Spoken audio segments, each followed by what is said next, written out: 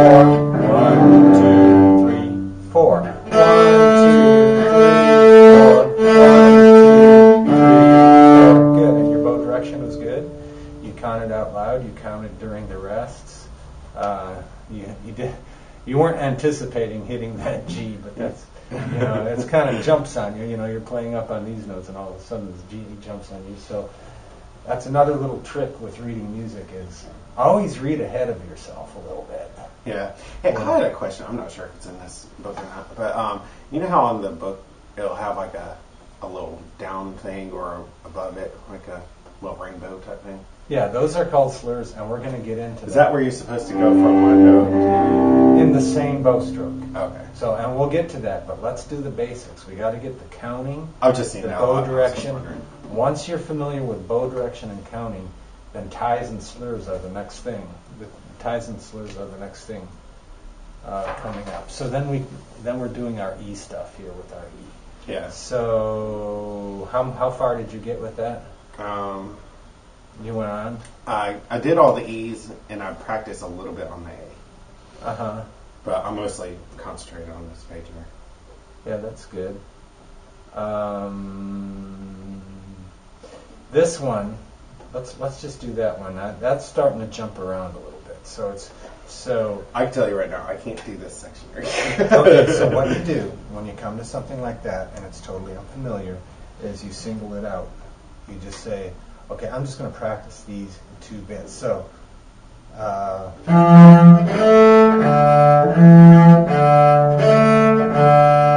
what that little thing goes. Let's just try those 2 measures together. Ready, go.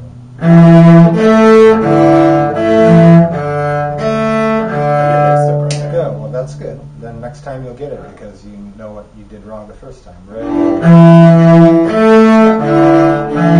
Okay, so it's E, A, down to D. Okay. E, A, down to D. Good.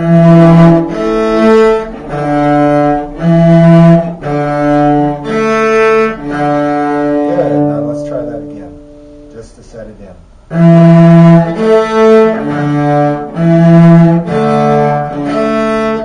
Okay, so now you're good here. You're good here. You've gotten past that hurdle.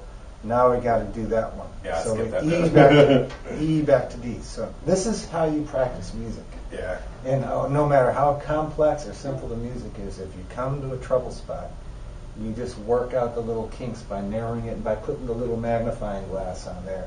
And let's try that again. Ready, go.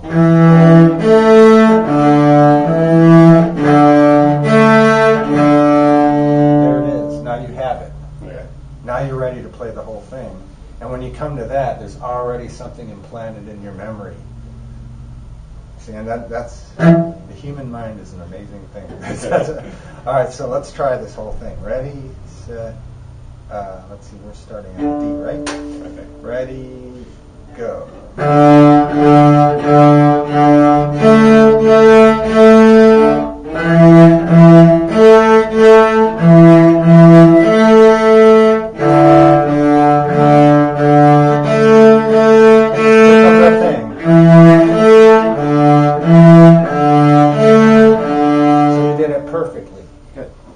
In spite of the fact that the bowing was opposite, did you notice that? We started that up bow because that's what the down, up, down, up, down, up, down, and you're starting that up bow. Well, we actually practiced it starting down bow, so in spite of that, you did it well. Okay. It's also because it's implanted in you. You're going to probably do it standing on your head now, because you practiced that. You did that little trouble spot.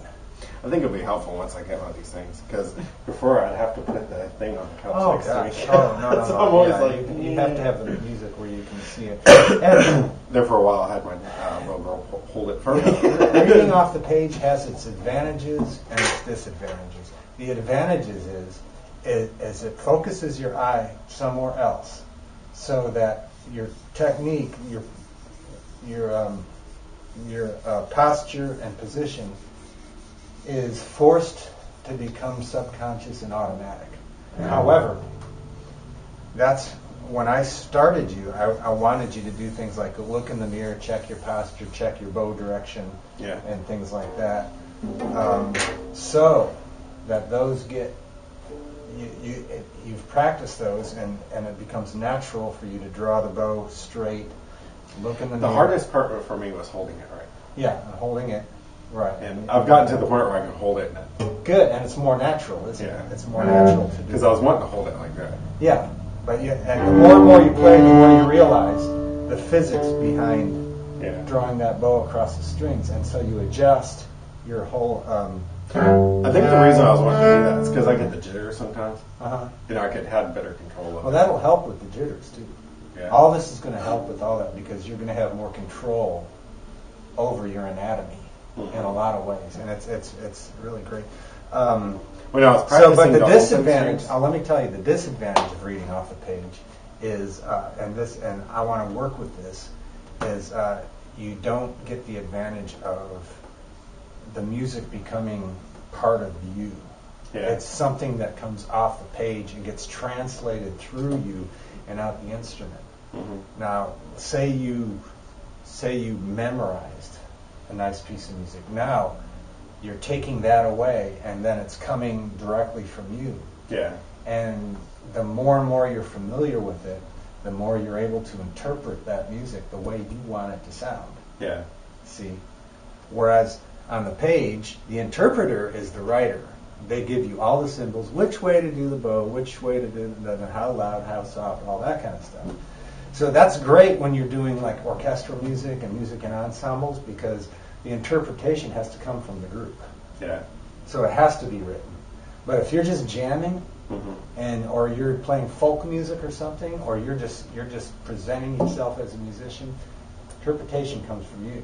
Yeah. So you can throw the book away.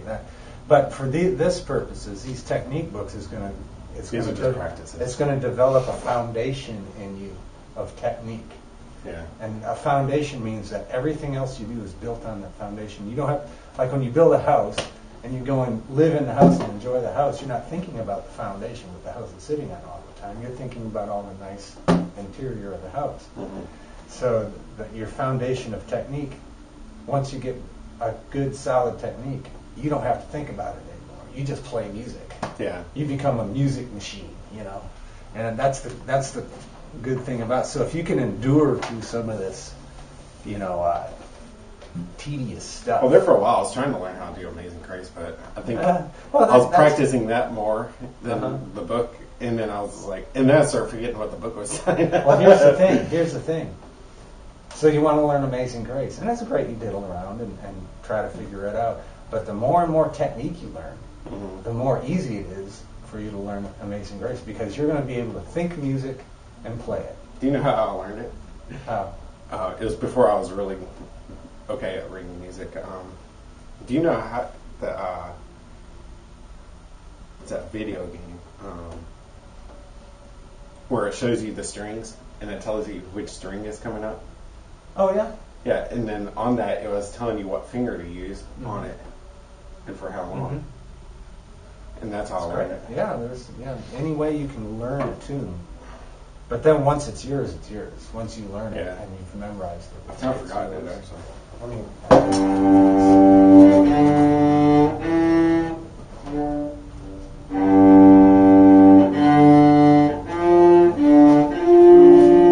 Okay, so, and Now feel free. Now you can see that if you feel like you need to work on your counting, then go back to these basic open string exercises. Just always go back and return.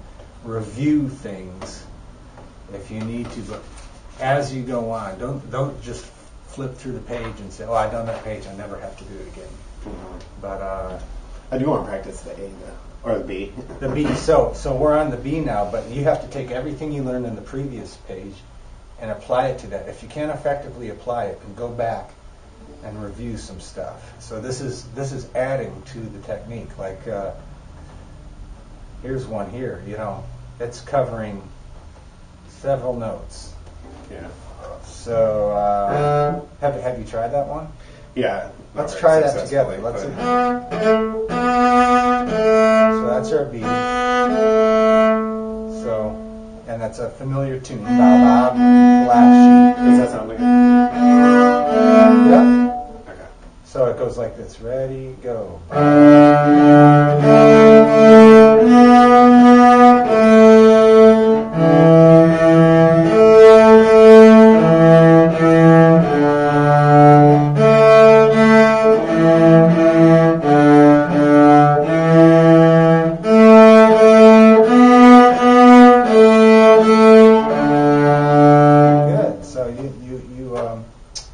Went from note to note, and the more and more you practice, the more you're gonna, anticipate what the next note. You're gonna read ahead. Yeah. Read ahead. It's like reading literature, too. You want to try that one? Sure. So and we have a counted rest there. So let's try it. Ready, go. 2, 3, 4. 3, 4.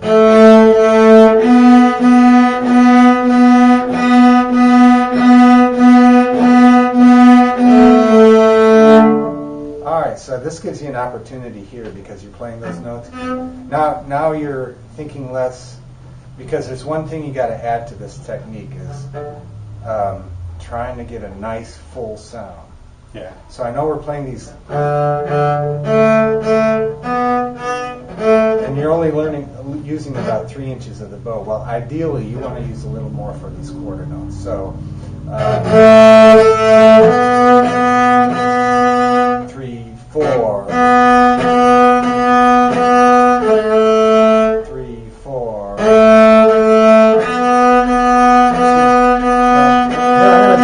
going to use some more bow. And by the end, I'm using pretty much the whole bow on that.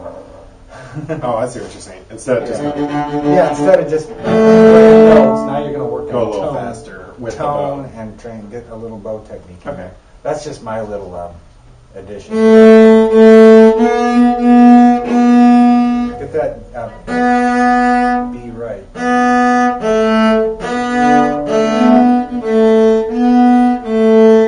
Here's a good way to test your B. Use ba ba black sheep. Ba ba black sheep. You're familiar with the tune a little bit. Actually, it sounds like Twinkle Little Star, but which is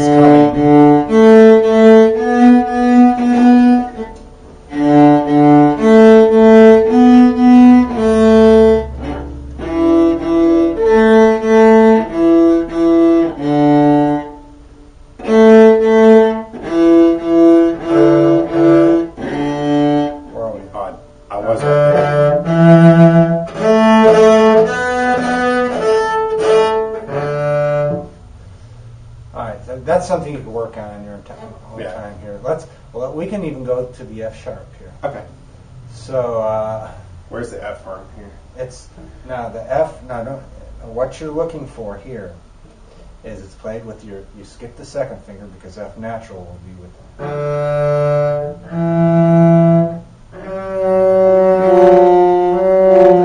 F sharp. So you got to think sharp. Sharp means a higher note. So listen. Now the important thing is to get your F sharp right, you have to get your E right. Okay. I got my E. You can't jump from D to F sharp without knowing where your E has to be. So watch. Do, re, mi, do, re, mi.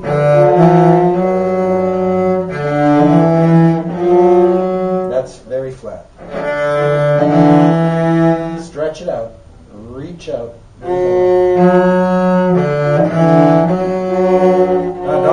Don't play that without your first finger anchoring your hand down. That's what I'm trying to say. Look what the exercise says. You play the open D, put your first finger down. This little line means you hold your finger down throughout. Oh, okay. These notes. It's called a pedal stop or something.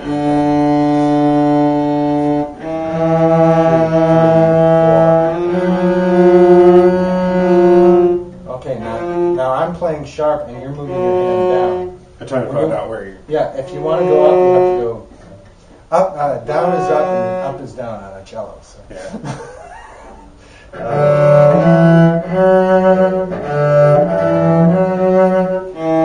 Let's go ahead. Let's you and I play through this whole thing there. When you get to the F sharp, you're going to have a tendency, just realize you're going to have a tendency to play flat. So if it doesn't match my note, you've got to stretch your hand out a little more, okay? So let's go through. Does this sound like an F? That sounds like an F sharp, but let me see your E.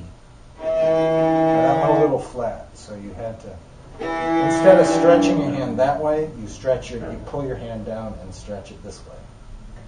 Yeah. So let's try these whole notes. Ready, go. 1, 2, 3, 4. 1, 2, 3, 4. 1, 2, 3, 4.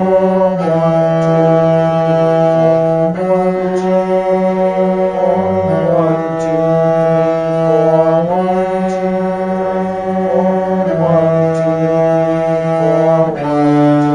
3, 4. And if you're following me, then you have a good reference point, but you won't have, the only thing you'll have is me on the video. Which, if I can get it uploaded, is probably going to take a little while, but still you have that to refer to. Okay. I'm glad we did the future. Now let's do half notes. This is speeding us up a little. Let's do it. Ready, go. 1, 2, 3, 4. 1, 2, 3, 4. 1, 2, 3. Let's do it together again. I'm sorry.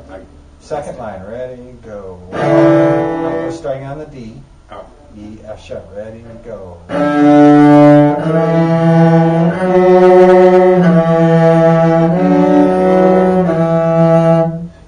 What is the F on here? This one right F here. sharp, and it even has a sharp symbol next to it. Now, if that symbol was over here, and you were in the key of a G, you wouldn't see that symbol on the Fs. You would just automatically play them sharp because you're in the key of G. That key signature says. Does it talk about key signatures yet? No, it doesn't. That key signature says that all your Fs are going to be sharp throughout the whole song. Depending on where it is on the line? Right. Okay. And wherever, yeah. But this is, when you see it on a note like there, it's called an accidental, which means you're not playing the normal F natural. You're playing it sharp. And we'll get. I'm trying to figure out where my F sharp is. Up,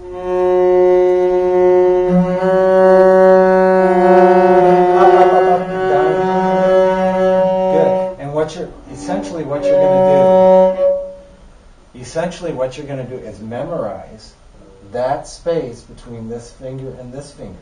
Oh, okay, that's good. So I'm looking for scratches on my thing. Well, you can use reference points like that, but your anatomy is going to memorize it.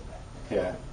Your brain is going to remember that distance, and so it's going to adjust your muscles in your arm to make that specific distance. And it's not going to be perfect every time. That's why when you play a stringed instrument, you're always making minor adjustments up or down. So you always have to have that flexibility. So and so goes for the next note. You know?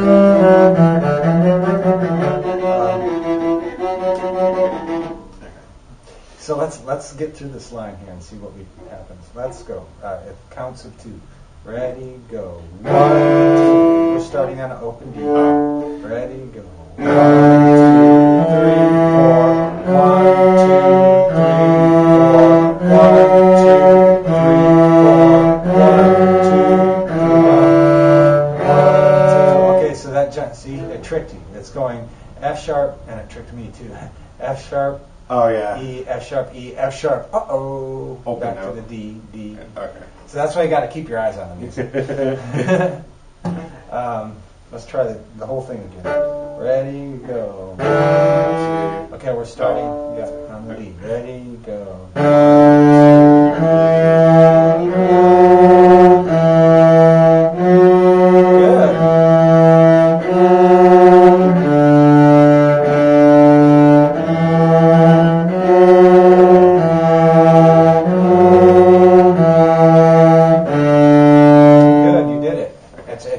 Because you kept your eyes on the music. That's the little trick, you know. You'll never fail if you're keeping your eyes on the music. And also, I noticed that this one was flat, and you noticed that it was flat, and you adjusted it because this one was in tune. Mm-hmm. And that's one step towards adjusting your note. If you play it one time and you don't have a chance to adjust it, you'll know. Next time I play that, I'm going to move my finger up a little bit. Yeah. And it happens all the time. So how's that sound at a party?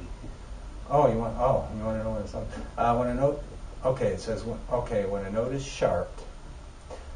Okay, this is something also to take note. If I had 2 F sharps in the same measure, you would write a sharp there, but then my next F would also be sharp. But at the end of the measure, the sharp cancels out.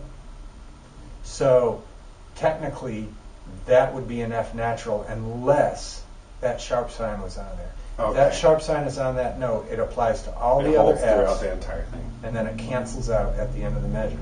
So, however, if you had another F in there and there was a natural sign on it, then what's a natural sign? A natural sign looks like. Let me see if I can find a natural sign. It's a different symbol.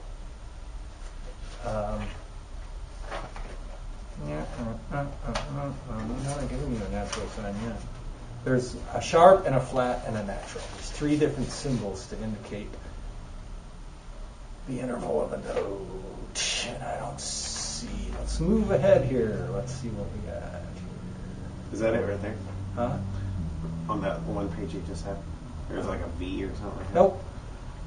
No, it kind of looks like a sharp sign, but with some of the little doodads missing on it. Okay, come on. Okay, hold on. It's not giving you naturals here right away here. That's a polka. Should by the end of the book, you should be sharps, flats, naturals, all kinds of things in there. Maybe on book 2 we're going to get into all that. Well, maybe there's a method to that. Maybe if they want you to know what sharps are, because the tendency. Is that it right there? No, that means pizzicato. There's all kinds of little symbols in there, and that's not giving you that. I'll show you one. I'll just show you a piece of music. That's a flat sign. That's a natural. That's a sharp. Oh, okay. See, so that note is sharped, that note is flatted, and that note is natural. Okay. So the reason why you would play a natural note in there is probably because the key signature would indicate that you would play that note sharp or flat, but you would have to play it, and it's normal. That cancels out. So the key signature. this is. That's the sharp F, right? And that's F sharp. And the thing about cello is it gives you that extra finger in between.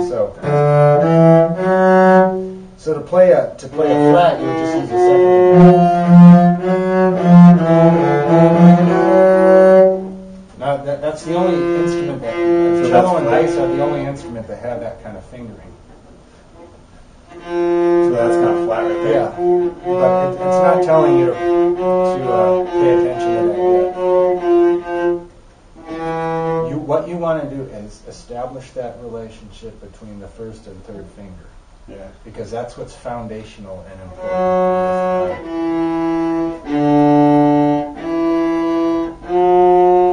Yeah, see? And you're going to memorize the... Now this, okay, so it takes you through all these. Well, let's do that at a party here, because this one here is going to be, it's jumping all around. You're really going to have to look at the music. Okay. But let's do that one here. Let's try it. Ready? 1, 2, ready, go.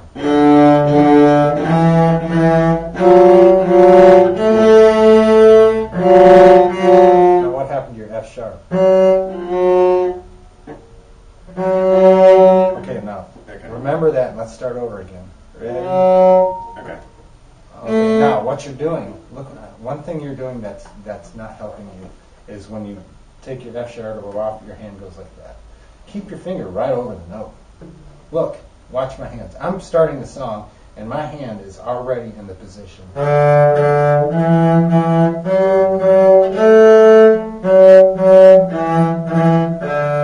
I don't lift my fingers far off the string because I want to hold my hand in that position. So I'm not. Let's try that. Try to hold your hand, lock your hand into that position. Okay, let's try it. Ready, go. What line are you on? 44. 44. Okay. Ready, go.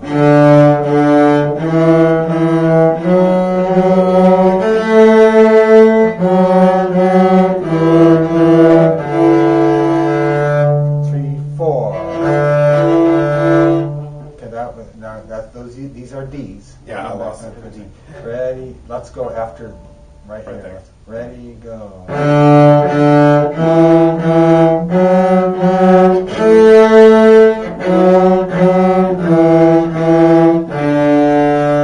Okay. All right. And just go right along. Here's a tune we know.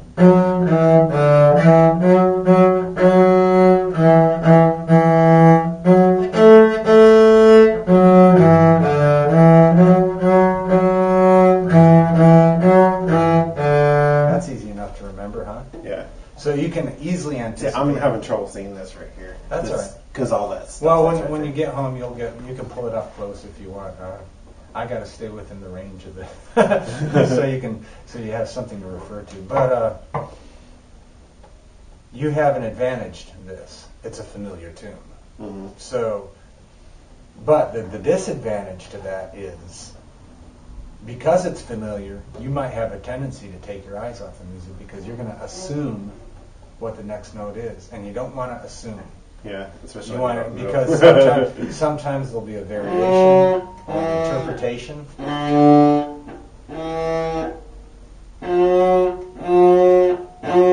Okay, so let me show you a little something here. This little. Now, what it's saying is, put your first finger down before you start. Mm-hmm. So you're starting on the F sharp, but have all your fingers down. And that's what I've been trying to tell you is get those reference points. Yeah. Because even though you don't need that finger to begin with, put it down in position so... Because it's not going to change the music if you... Right, it's not going to change the music. And it's good for your memorization. Because if you're familiar with the tune, one advantage of being familiar with the tune is that you can anticipate what's ahead. So you can practice reading ahead. Mm-hmm. And if there is something different than what you think there is, you'll catch it ahead of time. This one here, and you can do that one on your own, we'll do the duet, but this one here, you're going to have to really look at the music. On 47.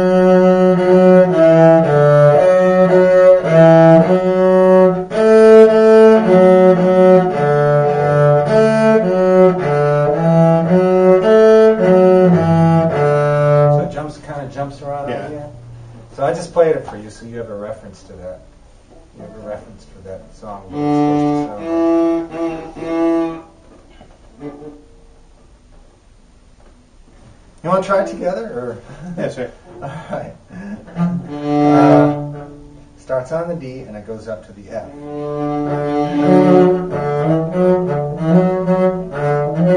Now, even there, you can practice, instead of just going that, put both fingers down. Yeah. All right, let's try it. Ready, set, go.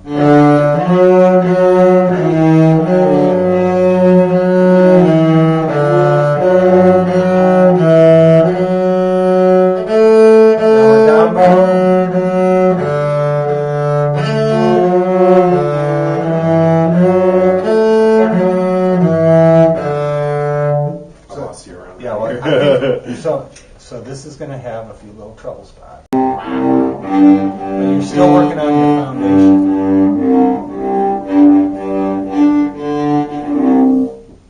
Then we're one step towards Guns N' Roses. So what's your favorite note? My favorite note on the cello? Mm-hmm. On the cello? Oh, gosh. Well, the easier ones, you'll find that these, the third, these are powerful notes because your finger's in the middle, and you can really.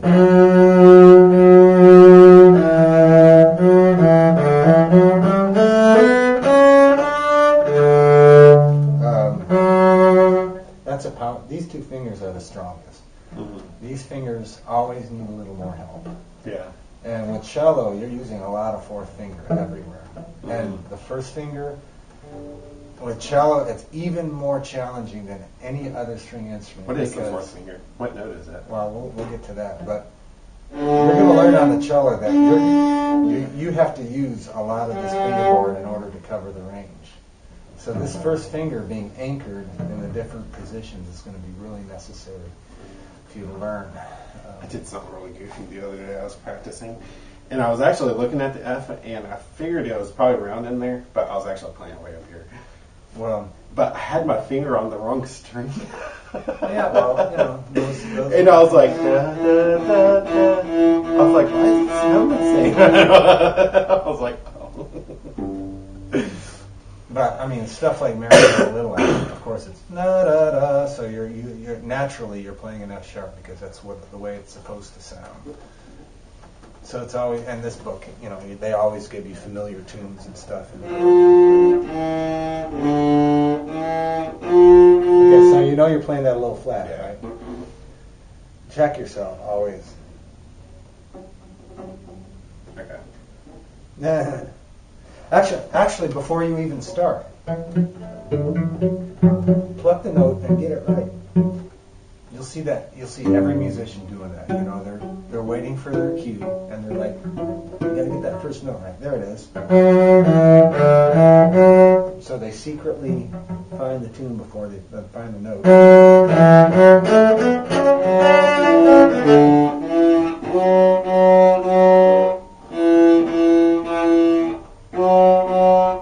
Oh, see, I knew it. Actually,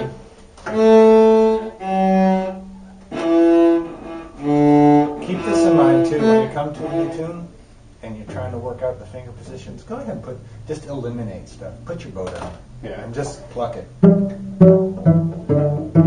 Or this one.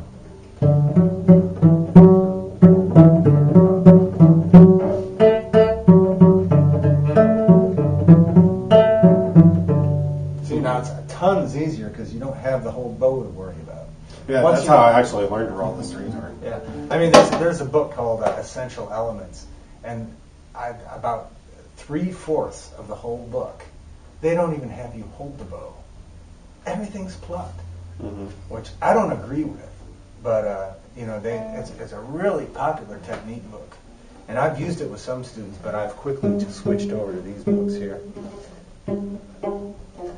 All right, you got a lot to work on, so.